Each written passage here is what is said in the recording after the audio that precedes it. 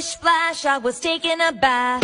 Long about a Saturday night, I rubbed up.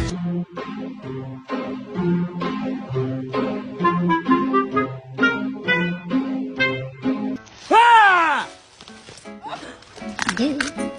Sorry, buddy.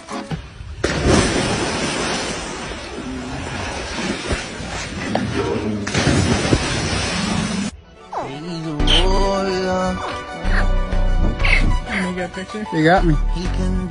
That was good. Yes!